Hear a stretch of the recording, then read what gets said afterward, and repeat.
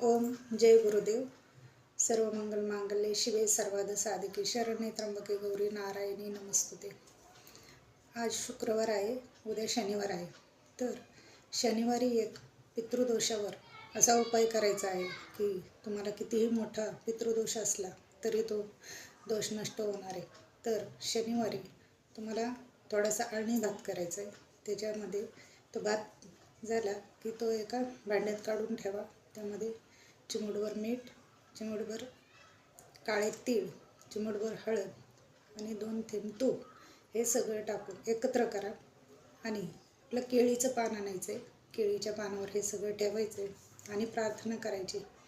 आमचे जेवढे काही पित्र अतृप्त झाले असतील त्यांनी हे तुमच्यासाठी नैवेद्य ठेवलं आहे असं प्रार्थना करून तुम्ही ते जिथं कावळे येत असतील तिथं तुम्ही तुमच्या टेरेसवर ठेवलं तरी चालेल. दारात येत असतील तर दारात पण ठेवलं तरी चालेल. 12 वाजायच्या आत हा उपाय करायचा आहे.